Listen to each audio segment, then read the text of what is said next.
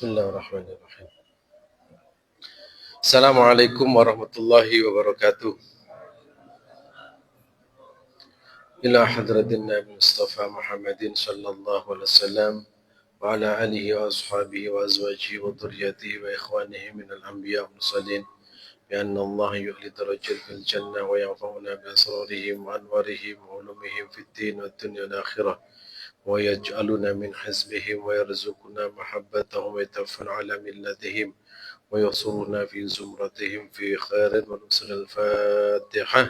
أعوذ بالله من الشيطان الرجيم.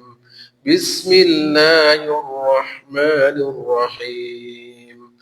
الحمد لله رب العالمين الرحمن الرحيم مالك يوم الدين إياك نعبد وإياك نستعين اهدنا الصراط المستقيم صراط الذين أنعمت عليهم غير المغضوب عليهم ولا الضالين آمين. وخصوصا جميع الأنبياء والرسل والشهداء والرسل جميع الأخلاق والرشيدين سيدنا محمد وسلم على سيدنا حسن وجميع الشهداء والمهاجرين وصول جميع الأولياء على جميع الأولياء على حياة من عيوب من الجماعة الخلافة الأئمة المسلمين وإمام حنيفة إمام مالك والشافعي بن الرحمن نجع أحمد الصبي قد الجل محمد آل الزالي والكتب علي بن أحمد اسم حسن الشاهدين وأصل أحمد بن أبي ياسر جازوني أنزل ونزل وصلاة سلسلة الفاتحة. أعوذ بالله من الشيطان الرجيم. بسم الله الرحمن الرحيم. الحمد لله رب العالمين الرحمن الرحيم مالك يوم الدين إياك نعبد وإياك نستعين اهدنا الصراط المستقيم صراط الذين أنعمت عليهم غير المغضوب عليهم ولا الضالين آمين. Al-Fatihah untuk kedua orang tua kita, guru-guru kita, orang tua kita yang masih hidup, mudah-mudahan diberikan panjang umur, sehat, walafiat. Orang tua kita, guru-guru kita yang telah kembali kepada Allah, mudah-mudahan mereka senantiasa mendapatkan curahan rahmat dari Allah Subhanahu wa taala, mendapatkan kenikmatan di alam barzakh. Semua kekhilafannya dimaafkan oleh Allah Subhanahu wa taala. Ala hadiniyah binatin salihah. Al-Fatihah. A'udzu billahi minasy syaithanir rajim. Bismillahirrahmanirrahim. الحمد لله رب العالمين الرحمن الرحيم مالك يوم الدين إياك نعبد وإياك نستعين اهدنا الصراط المستقيم صراط الذين أنعمت عليهم غير المغضوب عليهم ولا Amin. Al-Fatihah untuk anak-anak kita yang belajar dimanapun berada, yang di perguruan tinggi, tingkat SD, SMP, SMA, yang bekerja juga, mudah-mudahan anak-anak kita yang menuntut ilmu mendapat ilmu yang manfaat dan barokah. Anak-anak kita yang bekerja mendapatkan rezeki yang barokah. Anak-anak kita yang tidak bersama kita, yang belajar atau bekerja, mudah-mudahan mereka dijauhkan dari narkotika, narkoba, pergaulan bebas, dijauhkan juga dari perzinaan. Ala hadihin niyah binatun salihah. Al-Fatihah. A'udzu billahi minasy syaithanir rajim. Bismillahirrahmanirrahim. Alhamdulillahi rabbil alamin. Ar-Rahmanir Rahim. Maliki yaumiddin. Iyyaka na'budu wa iyyaka nasta'in. اهدنا الصراط المستقيم صراط الذين أنعمت عليهم غير المغضوب عليهم ولا الضالين آمين. Bismillahirrahmanirrahim. Bismillah walhamdulillah wa syukurillah wassalatu wassalamu ala rasulillah. Allahumma salli ala sayyidina Muhammadin salatan tankashifu biha ma ghaba anni warzuqni biha ilman ladunni wal mashrab al haniya wa hab ya ghani wa ala alihi wa sahbihi wasallim. Allahumma alimna bima 'allamtana innaka antal alimul hakim. Rabbi zidni ilma warzuqni fahma wal hikri bis salihin amma ba'd. Bismillahirrahmanirrahim. Ini bab tentang etika masuk kamar kecil atau WC. Jadi sampai Rasulullah SAW itu menjelaskan secara detail etika bagaimana caranya masuk WC atau kamar kecil. Bismillahirrahmanirrahim. An Anas radhiyallahu anhu qol. Dari sahabat Anas radhiyallahu an, mudah-mudahan Allah meridhoinya. Dan rata-rata hadis yang terkait dengan kepribadian Nabi itu bersumber dari Sayyidina Anas bin Malik. Karena memang Sayyidina Anas bin Malik itu sejak usia 10 tahun itu ikut Rasulullah SAW. Jadi sejak usia 10 tahun, diperkirakan usia 10 tahun itu sudah ikut Nabi dan ikut khidmah terhadap Rasulullah SAW. Oleh karena itu kalau kita menemukan beberapa redaksi, biasanya Anas bin Malik khadimu itu pembantu, artinya yang melayani kehidupan Nabi sehari-hari adalah Sayyidina Anas bin Malik. Sehingga kadang kalau bersumber dari sahabat Anas itu Nabi diketahui bagaimana masuk WC itu dicatat.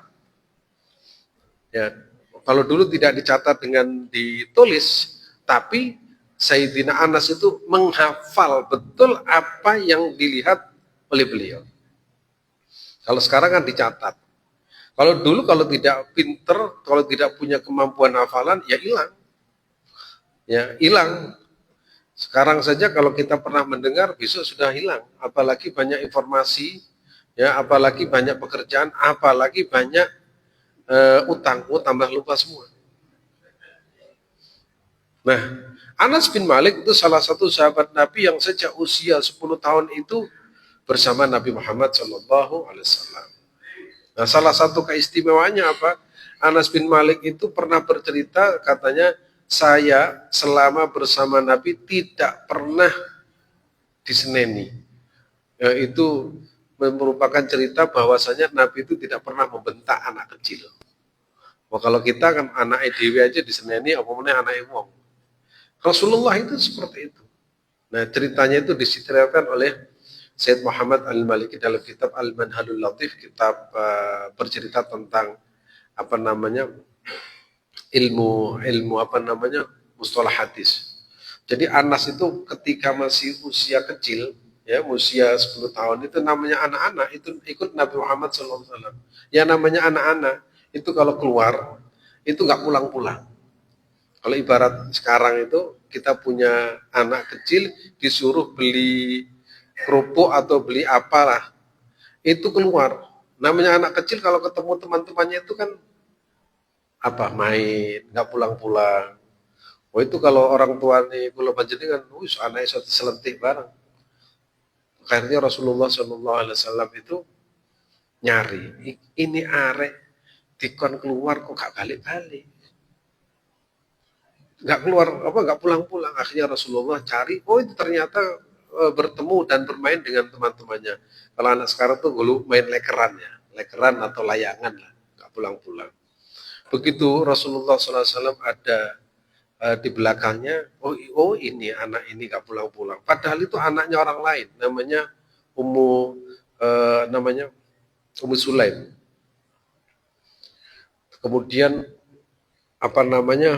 mukanya itu ditutup oleh Rasulullah dari belakang. Nah, digini kan. Kemudian Anas bin Malik itu megang tangannya. Oh, kok beda ini? Ini pasti tangan Rasulullah. Karena beda ya, tangan Rasulullah itu lembut. Kalau tangan kita apalagi sering macul, itu nyekel mawon tuh kan kroso. Tangannya kayak tangannya robot. Itu pegang. Ini ada Rasulullah, ini tangan Rasulullah. Dan Rasulullah itu tidak marah sama sekali. Kalau kita mungkin diambilkan apa namanya, zaman dulu rotan ya.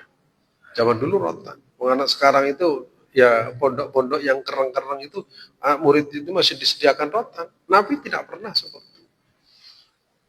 Akhirnya Anas bercerita, demi Tuhan, demi Allah, saya tidak pernah ya mendengarkan Nabi berkata keras atau kotor kepada saya. Makanya Anas bin Malik itu tahu persis apa yang dilakukan oleh Nabi Muhammad SAW.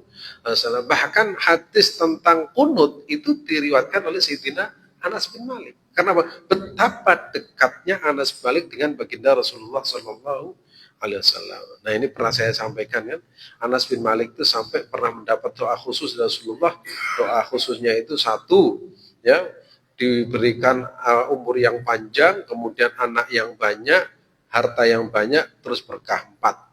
Anas bin Malik itu salah satu sahabat yang usianya itu panjang, duitnya tidak ada ukurannya, dan anaknya itu mencapai 125 sampai 130. Itu barokah dari doa Rasulullah sallallahu alaihi wasallam. Anas radhiyallahu anhu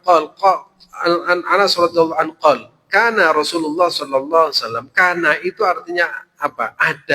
Adalah Rasulullah sallallahu alaihi wasallam. Hadis yang menceritakan kana itu menunjukkan keseringan. Nah, berarti Nabi itu sering. Katanya Anas, kana Rasulullah sallallahu alaihi wasallam idza dakhala al-khala'a, ya. Karena Rasulullah SAW idza dakhala al-khala'a, ketika Nabi memasuki khala itu nggih WC. WC niku cara Indonesia ini apa? Kakus nggih napa? Toilet ya. Wis pokok niku pun. Mungkin setiap apa namanya daerah itu kan punya bahasa masing-masing. Ya, idada khala, kalau bahasa Arab khala itu tempat menyepi, bukan menyepi terus napa uzlah mboten ya. Makanya kalau di apa namanya di bahasa Malaysia napa tempat merenung napa bilik napa? Khala, memang artinya khala itu sepi. Sepi itu tidak dilihat oleh orang. Tetapi dalam beberapa riwayat itu hendaknya memang ditutup ya. Jangan sampai terbuka. Ya, itu sekarang alhamdulillah di berbagai daerah sudah ada. Zaman dulu ya di Indonesia itu apalagi di pinggir sungai, itu sampai berjajar ya, sampai seperti itu. Sekarang sudah mulai ada kesadaran masuk kategori al-khala, yaitu ini termasuk sunnah Nabi Muhammad SAW, bukan tempat terbuka. Qala, Nabi berdoa, Allahumma ya Allah, ini sesungguhnya aku a'udzu bika, memohon ya kepadamu untuk berlindung. Kami berlindung kepadamu.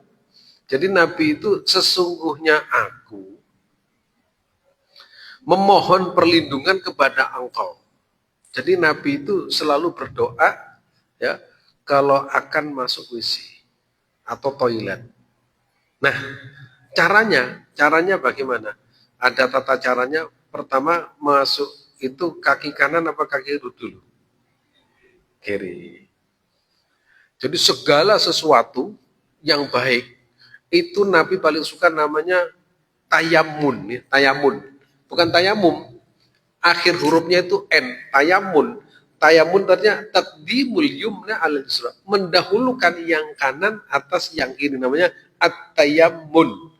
Makan, minum, masuk rumah, ya, kemudian mandi itu kalau bisa yang kanan dulu, kemudian apa? Semua hal-hal yang positif itu Nabi mendahulukan namanya at-tayammun, yaitu mendahulukan taqdimul yumna ala yusra.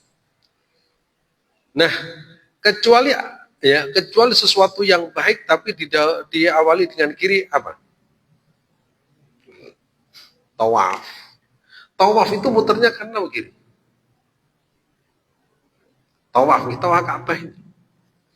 Tawafnya ke sini atau ke sini? Kalau ini Hajar Aswad, ke kanan ke sini atau ke kiri? Ke kiri. Itu mengikuti kayak jarum jam. menurut beberapa ulama, ya ini pendapat ya, posisi hati itu bukan di sini, tapi di sebelah kiri.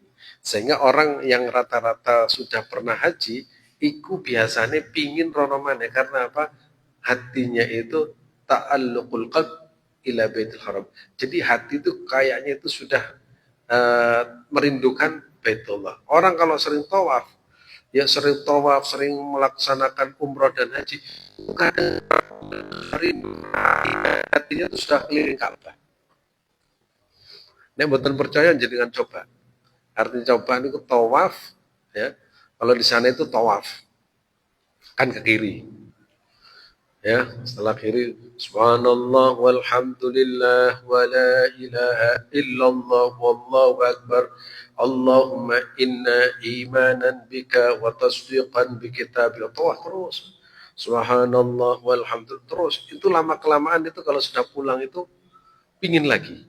Kalau bahasa orang Jawa, mau Jawa niku kelayu. Kalau ada orang mau berangkat itu kelayu. Kelayu itu kayak apa? Hatinya terbawa.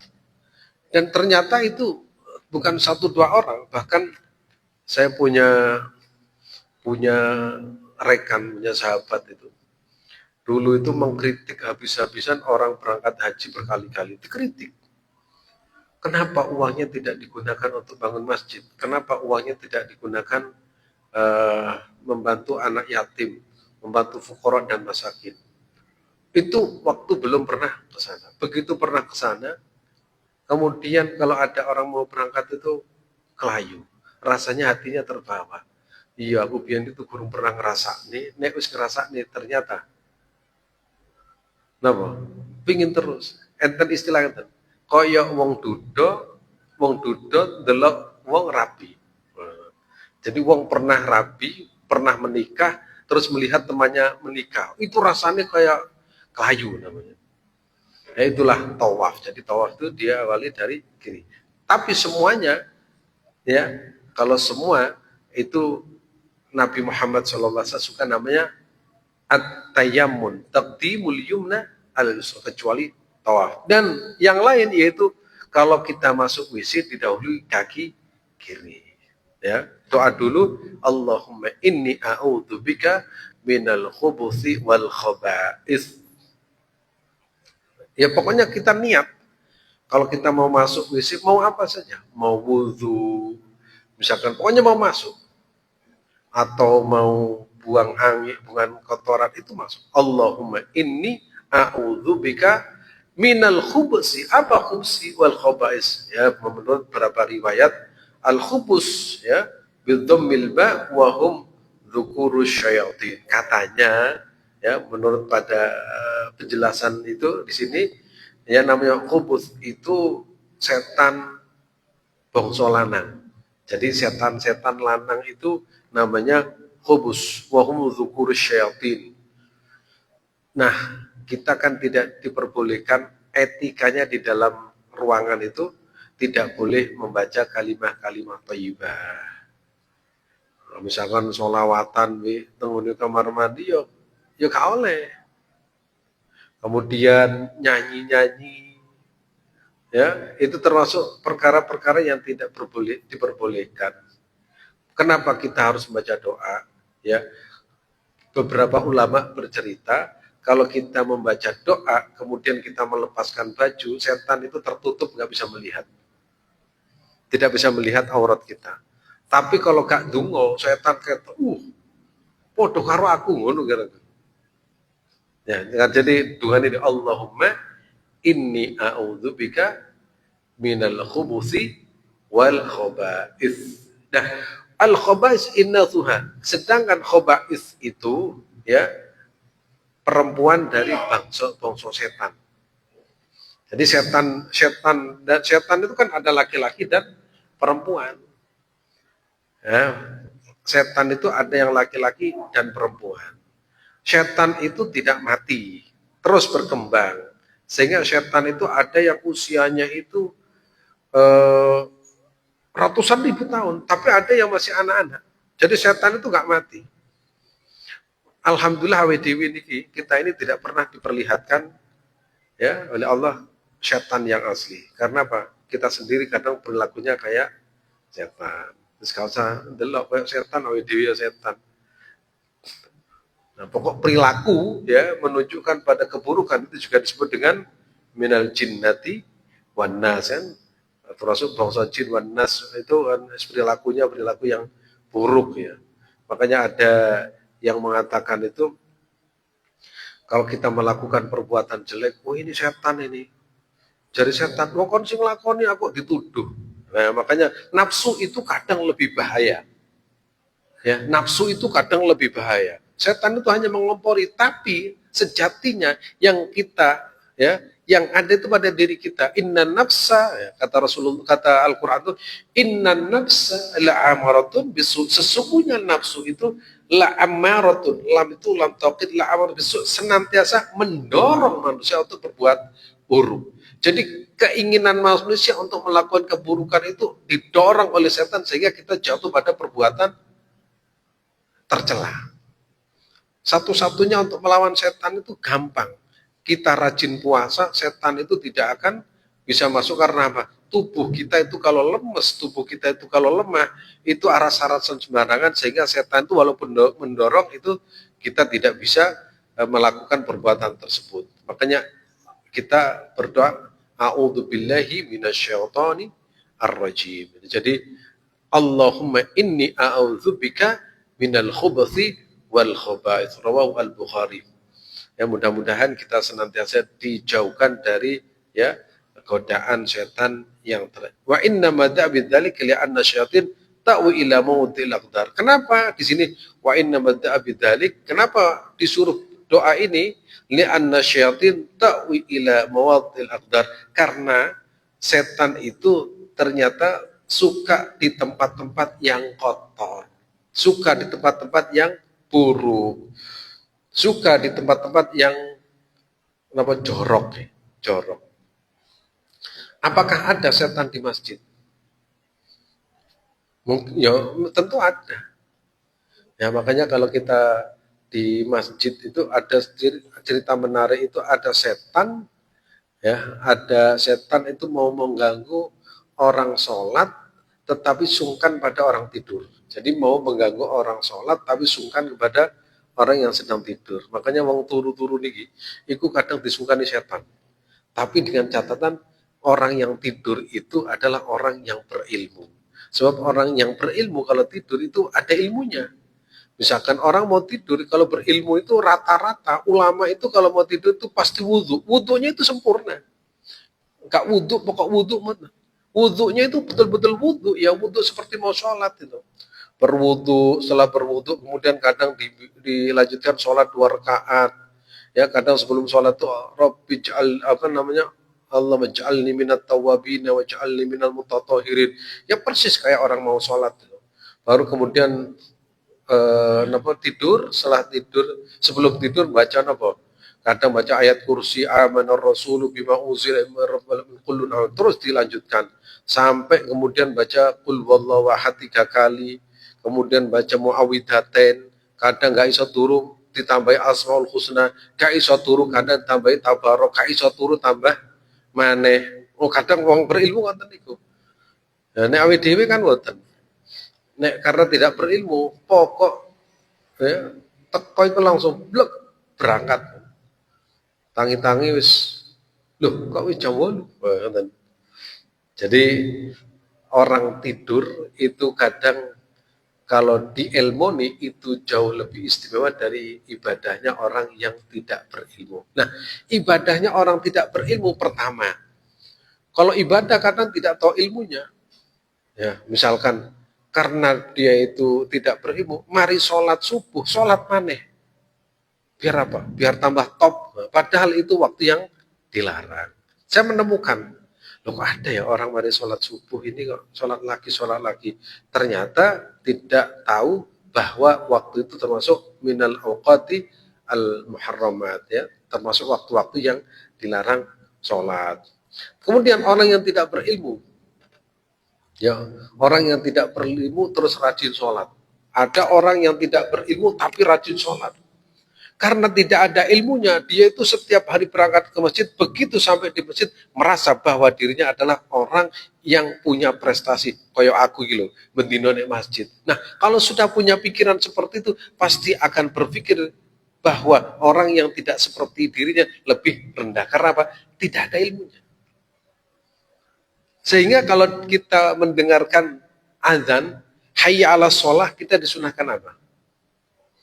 Hayya ala sholah, disunahkan la haula wala quwata illa billah. Kenapa? Sebab kita bisa melaksanakan sholat, kita bisa hadir di masjid, kaki kita bisa bergerak menuju masjid, pikiran kita tiba-tiba punya keinginan ke masjid, itu bukan keinginan kita, tapi yang menggerakkan itu semua adalah Allah. Nah, di sini kemudian orang yang berilmu itu kalau dia itu melaksanakan sholat, dia bahagia karena ternyata yang membuat dia bisa sholat itu adalah Allah Subhanahu wa Ta'ala. Tapi kalau tidak berilmu, enggak. Delok wong turu itu, orang tidur misalkan, oh wong itu turu kabeh malam kayak bangkai-bangkai. Padahal turu dia itu juga ibadah. Kelelahan besok harus bekerja. Kenapa? Ada ilmunya. Kalau nggak ada ilmunya, misalkan orang baru hijrah, tapi tidak ada ilmunya, semua itu dianggap ahli neraka semua. Kenapa? Tidak ada ilmu. Tapi kalau ada ilmunya, melihat orang tidak sholat di masjid, bisa jadi dia itu sholat di rumah berjamaah sama istrinya, mungkin membantu istrinya, mungkin membantu orang tuanya, mungkin dia itu punya kebutuhan. Akhirnya berpikirnya itu positif kepada sesama umat Islam. Nah, ini pentingnya orang yang berilmu. Ya, mudah-mudahan kita termasuk orang-orang yang mendapatkan pertolongan dari Allah Subhanahu wa taala. Kemudian wa an Aisyah radhiyallahu anha dari istri Rasulullah sallallahu alaihi wasallam Aisyah, ya, Aisyah bin Sinan Abi Bakar Asy-Siddiq, ya. Ya, ini salah satu istri Rasulullah sallallahu alaihi wasallam yang paling muda tapi juga cerewet. Ya. Jadi nek wong duwe bojo nom cerewet niku padha kali sinten? Aisyah. Lho Aisyah niku nek ngamuk misalkan. Niku cara sakniki niku mangkok niku ditublak. Cara sampean itu wah bojo kok ngene. Tapi cerdas. Ya, tapi cerdas. Apa yang disampaikan Nabi itu pasti ingat. Nah, kalau istri kita kan enggak cerdas. Sing dielingi ku duit tok misalnya gitu. Kan tambah mumet. Istri Rasulullah itu cerdas. Makanya urusan semua tentang kewanitaan, kemudian tentang menstruasi, tentang nifas, tentang merawat suami, merawat semua riwayatnya itu dari Sayyidah Aisyah. Bahkan ziarah kubur itu bersumber dari Aisyah. Gara-gara apa? Gara-gara cemburu. Jadi Rasulullah Shallallahu Alaihi Wasallam itu suatu saat datang kepada istrinya Aisyah. Namanya Aisyah itu istri yang termuda. Istrinya masih muda, ya. Aisyah itu masih muda, terus maringono cantik, ya, ayu. Nah, namanya Sayyidah Aisyah itu cantik dan muda. Begitu Rasulullah datang, namanya istri itu napa? Menggoda. Ya, menggoda di dalam kamar itu nanti biar dibangunkan oleh suaminya. Begitu Rasulullah datang, dilihat istri saya itu tidur. Akhirnya Rasulullah keluar. Ini kan karena gak tiduran. Loh, bojoku kok metu ya? Diintip tuh atau kira-kira 10 meter. Zaman biar kan buatan listrik. Ya, dari rumah Rasulullah menuju Baki itu kan kira-kira 300 meter atau 400 meter jalan kaki. Jadi Rasulullah jalan itu di belakangnya itu Aisyah. Pikirannya Sayyidah Aisyah radhiyallahu, ini bahaya ini suami saya. Jangan-jangan mau ke istri yang lain, saya ditinggal. Curiga. Kan biasa. Jadi curiga itu penting. Curiga itu penting. Makanya kalau ibu-ibu kalau suaminya itu mau keluar itu dicurigai, itu penting. Aisyah juga seperti itu. Terus ada laki-laki yang zaman sekarang itu. Ini ceritanya bapak-bapak. Saya itu kalau keluar, HP saya itu saya taruh di rumah. Biar apa? Biar nggak ditelepon istri saya. Ternyata istri saya itu lebih cerdas. Begitu HP-nya saya ketinggalan, anak saya itu disuruh datang. Ini Pak, HP-nya ketinggalan. padahal sudah niat saya tinggal biar niat ditelepon istri. Nah, Sayyidah Aisyah itu begitu melihat Rasulullah jalan menuju Baqi, ternyata kok tidak ke istri yang lain. Akhirnya Rasulullah itu mengucapkan Assalamualaikum ya daru qaumil mu'minin. Ternyata Nabi Muhammad ziarah kubur, ziarah temu di Baqi. Barokahnya cemburu, akhirnya Sayyidah Aisyah itu minta diajari bagaimana caranya ziarah kubur. Gara-gara apa? Cemburu. Nek bojo kula panjenengan boten we. Oh iki kok orang langsung dibalang sandal ya. Kata nanti wae. Itulah orang cerdas ya. Wa an Aisyah radhiyallahu anha wa an Aisyah radhiyallahu anha anna an-nabiyya kana idza kharaja min al-khala'i qala ghufranak ya. Nah, Rasulullah Shallallahu Alaihi Wasallam setiap ya karena tadi saya sampaikan karena itu menunjukkan keseringan. Jadi Nabi itu paling sering kalau keluar dari WC atau toilet qala nabra ghufranak. Apa itu ghufranak? As'aluka ya Allah sitra dzambi. Nah, jadi maksudnya itu ghufranaka ya Allah aku memohon ampunanmu as'aluka yang disarai ini as'aluka sesungguhnya aku memohon kepadamu ya Allah ya apa yang dimohonkan sitra dzambi agar menutupi dosaku wa alla tu'akhidni bihi wa ruya tikru thalathan kemudian dalam riwayat yang lain tikroru thalathan diulang-ulang sampai 3 kali. Jadi jenengan kalau panjenengan kalau keluar dari khala dari toilet membaca ghufranak nama 3 kali. Niatnya apa? Ini doa Rasulullah SAW. Kalau saya membaca doa ini sama dengan apa yang disampaikan oleh baginda Rasulullah SAW. Terus hadis yang lain. Bismillahirrahmanirrahim. Wa Ibnu Abbas radhiyallahu anhuma. Dari Ibnu Abbas. Ibnu Abbas itu juga sama. Ibnu Abbas itu sahabat dekat Rasulullah yang berilmu. Orang yang disebut di dalam beberapa riwayat itu diajari secara langsung oleh Rasulullah SAW, didoakan secara langsung Rasulullah SAW menjadi orang yang faqih biddin, memahami ilmu fikih dan memahami ilmu tafsir. Cuma cara pandang beliau itu beliau itu lebih suka tinggal di luar kota suci Mekah daripada di Mekah. Sehingga pesan beliau, kalau nanti saya mati, kalau saya meninggal dunia, jangan dikuburkan di kota Mekah, tapi kuburkanlah di Taif. Kenapa demikian? Karena beliau merasa bahwa dirinya tidak pantas tinggal di kota suci. Jadi enten. Ada ternyata cara berpikir sahabat itu bahwasanya Mekah itu tanah suci, sedangkan saya bukan orang suci, maka saya tidak pantas dimakamkan di situ. Termasuk Ibnu Abbas. Ada 3 jenis sahabat yang masalah ini. Ada yang tinggal di Mekah, tinggal di Madinah, senang. Karena apa? Mekah dan Madinah itu tempat yang mulia, sehingga mereka itu mengajarkan ilmu di Mekah, mengajarkan ilmu di Madinah, bahkan mereka itu membuka halaqah. Zaman sekarang itu majelis taklim di Mekah karena apa? Mekah itu tempat mubarak. Bibak kata mubarak. Ada juga yang tidak suka termasuk Ibnu Abbas. Kalau belajar, kalau ibadah itu di Mekah, tapi kalau untuk urusan yang lain di luar kota Mekah. Di kitab namanya Syif al-Gharam bi Ahbari Baladil Haram diceritakan ada orang itu punya rumah. Misalkan ya, rumah itu dia punya rumah di perbatasan tanah suci Mekah. Jadi kalau dia itu buang angin, buang ke toilet, dia itu keluar tanah suci Mekah. Nanti kalau ibadah itu di tanah suci Mekah. Dia itu kalau bertengkar dengan istrinya keluar dulu. Ya, jadi ketika di dalam kota suci Mekah meneng-menengan. Tapi kalau sudah di luar itu tukaran. Dalam rangka apa? Menghormati tanah suci Mekah. Ada yang seperti itu.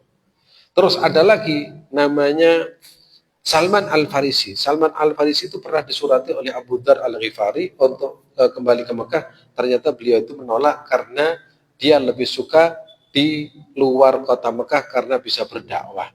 Ya, saya pernah ke makamnya di Palestina. Itu makamnya Salman Al-Farisi itu ada di Palestina. Terus ada lagi siapa? Ali bin Abi Thalib. Ali bin Abi Thalib itu kan lahir di Mekah Al-Mukarramah, kemudian hidup bersama Rasulullah dan para sahabat di Madinah Al-Munawwarah. Kemudian ketika beliau itu menjadi seorang khalifah, ya, pusat pemerintahannya itu dipindah ke Basrah atau ke Kufah, daerah Kufah. Cara saniki daerah Irak sana. Akhirnya apa? Akhirnya di Madinah itu sahabat-sahabat besar, ahli fikih, ahli hadis, ahli tafsir, ahli bahasa, linguistik itu ikut Ali bin Abi Thalib. Sehingga para ulama yang paling besar itu di Basrah ada Hasan Al-Basri, ya, ulama. Karena apa? Ulamanya itu ikut Ali bin Abi Thalib sampai Sayyidina Hasan dan Husain. Cara saniki ya. Kalau zaman sekarang itu pusat, ya, peradaban itu ada di Jakarta. Akhirnya apa? Dipindah ke IKN, akhirnya profesor, doktor, ahli kedokteran, ahli gizi, semuanya di sana. Kira-kira seperti itu. Maka beliau itu memilih agar supaya Islam itu biar berkembang di mana-mana. Gak terus Mekah, Madinah, sampai ke Kufah. Sehingga Islam kemana-mana itu karena apa? Karena gagasan Ali bin Abi Thalib. Nah, Ibnu Abbas, ya, karena sering bersama Nabi, dia mengatakan, wa an Ibnu Abbas radhiyallahu anhu anna Nabiy sallallahu alaihi wasallam qala, "Thalathun la taqrabuhumul malaikat." Tiga orang yang tidak akan didekati oleh para malaikat. Siapa malaikat? Malaikat yang membawa rahmat setiap hari. Ya. Bukan malaikat maut sanes ya. Bukan malaikat yang mencatat amal, bukan. Malaikat yang membawa rahmat siapa? Kalau kita ada pengajian, itu malaikat khafat alimul malaikat. Malaikat itu ikut nimbrung, cuma nggak ketok. Nah, tiga orang yang tidak akan didekati oleh malaikat rahmat ini. Siapa? Pertama, al-junbu, yaitu orang yang sedang junub. Nabi, katanya Sayyidah Aisyah, Nabi itu biasa wudhu setelah junub. Jadi Rasulullah kalau sudah berkumpul dengan istrinya, selesai itu wudhu. Kalau mau mendatangi istrinya lagi, wudhu lagi. Kalau mau mendatangi istrinya lagi, wudhu lagi. Tapi jangan ditiru, Rasulullah kuat ya. Makanya istri Rasulullah itu banyak. Nek kula panjenengan sitok wujune rame wis itu mumete itu kadang wis gak mari-mari. Itu Rasulullah. Makanya ada yang mengatakan, kalau kita poligami itu sunnah Nabi. Oh, kalau kalau kita punya istri cerdas akan bilang gini, wong sholat malam gak tahu kok kata Rabi. Ya, poligami itu sunnah Nabi. Iya, sholat malam itu Rasulullah itu sampai kakinya mau bengkak. Itu dilakoni Rasulullah. Kok itu nek sholat bengi itu aras-arasan. Begitu poligami itu, ini sunnah Nabi. Ya mbak, ya sunnah-sunnah yang lain dikerjakan dulu, rawatib dikerjakan, witir dikerjakan, ya, kemudian sholat malam dikerjakan. Rasulullah kalau sholat itu kadang yang dibaca itu surat Al-Baqarah tambah lagi. Oh, ini sholat malam gak tahu, tapi kalau urusan nikah lagi sunnah Nabi. Kadang bojone sampean kalau nggak manut sunnah Nabi dosa. Itu namanya apa? Berlindung di bawah sunnah Nabi, tapi untuk menutupi apa? Nafsunya. Nah, pingin yang sedaya dilakoni sunnah-sunnah. Nek isu sodako, seneng fakir miskin, anak yatim, janda. Nabi itu rabi ini apa? Siti Rabi Saudah, ya, Saudah. Kemudian Saudah binti Zam'ah ini umurnya wis tua. Ya, Rasulullah SAW menikahinya itu usia sudah tua, anaknya akeh, ya. Kemudian usianya sudah tua dan sudah tidak menstruasi lagi. Nabi menikahi apa? Ingin menyelamatkan, satu, menyelamatkan dia dari keluarga orang kafir. Yang kedua itu, dia itu suaminya meninggal dunia. Ya, yang ketiga itu anak yatim. Nek niki, wah itu top nih. Ya, jenengan misalkan poligami sunnah Nabi top nih. Ya, jadi Rasulullah itu, ya, Rasulullah Shallallahu Alaihi Wasallam itu biasanya habis kumpul dengan istrinya itu kenapa? Berwudu. Jadi selama dalam kondisi tidak berwudu, maka malaikat yang membawa rahmat, malaikat yang senantiasa mendoakan itu tidak akan mendekati kita. Tapi ini statusnya wajib buatan, itu sunnah. Sunnah itu apa? Yusabu fa'iluhu wa la yu'aqibu tariku. Nek dilakoni angsal ganjaran, gak dilakoni yo gak dosa. Ya, junub ya. Jadi diusahakan kalau junub itu wudhu kemudian tidur. Ben apa? Ben dicedai kali malaikat apa? Rahmat. Ya. Yang kedua wasyakron. Sakron ya. Sakron itu apa? Mendem. Mutmin, cara bahasa Arab itu mutmin itu mendem, ya, mutminul hamr, mim dal mim nun, mim mutminun, mutminul khamri, itu namanya mendem. Mendem niku mendem niku asli bahasa Arab, mendem. Mutminul hamr, wasakron itu termasuk apa?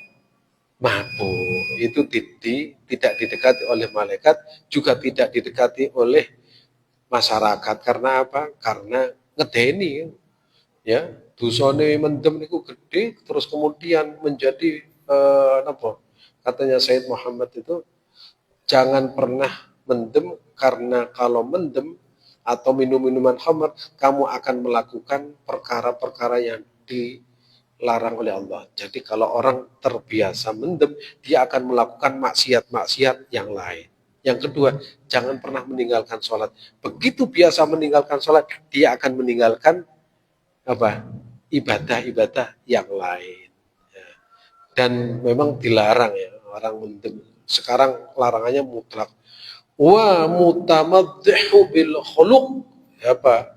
Mutamaddihu bil khuluq itu mengharumi tubuhnya dengan parfum za'faron. Loh, kok nggak bisa? Kok nggak boleh di sini? Iya, zaman dulu itu ya, yang dimaksud di sini adalah al-khuluq tibun ma'rufun ruqiba min za'faron wa ghairi min sya'nin nisa. Ini yang dipakai oleh perempuan. Jadi alasannya kenapa? Karena ini ya za'faron zaman dulu yang dimaksud di sini adalah yaitu wangian yang sukanya dipakai perempuan. Jadi tiga ya. Pertama, kondisi junub, mendem, terus memakai wangi-wangian dari za'faron yang itu kebiasaan dipakai oleh perempuan. Mudah-mudahan dua hadis yang kita baca ya, pertama tentang doa masuk WC dan keluar dari WC, alhamdulillah hafal. Yang ketiga, anjuran Nabi agar supaya kita wudhu setelah junub agar malaikat mendekat, dan mudah-mudahan kita dijauhkan dari perkara yang membuat kita mendem ya. Kullu muskirin haram. Tiap-tiap yang membuat orang itu mabuk hukumnya haram walaupun sedikit, dan mudah-mudahan dijauhkan dari parfum-parfum atau hal-hal yang terbiasa dipakai oleh perempuan. Wallahu a'lam. Bismillahirrahmanirrahim. Hamdan syakirin, hamdan na'imin, hamdan hamidin, hamdan yuafi ni'amah wa yukafi mazidah. Ya Rabbana lakal hamd kama yanbaghi li jalali liwajhikal karim wa li sultanik. Allahumma ighfir lana dhunubana wa liwalidayna warhamna kama rabbana shighara. Allahumma arzuqna ya Allah rizqan halalan tayyiban mubarakan dakhil. Allahumma arzuqna fahman nabiyyin wa hifdzal mursalin wa ilhamal malaikatil muqarrabin bi rahmatika ya arhamar rahimin. Ya hayy ya qayyum bi rahmatika nastaghith. Ya hayy ya qayyum narju rahmataka wa maghfirataka wa nakhsha 'adzabak. Allahumma shalli ala sayyidina Muhammadin salatan tuballighuna wa ahlana bi hajja baitikal haram wa ziyarata qabri nabika ala afdhalis salati wa salam fi lutfin wa afiyatin wa salamatin wa bulughil maram wa ala alihi wa sahbihi. Allahumma shalli ala sayyidina Muhammad salatan tuwasi'u biha alaina al-arzaq wa tuhassinu biha lana akhlaq wa ala alihi. Subhana rabbika rabbil izzati amma yasifun wa salamun alal mursalin walhamdulillahi rabbil alamin. Assalamualaikum warahmatullahi wabarakatuh.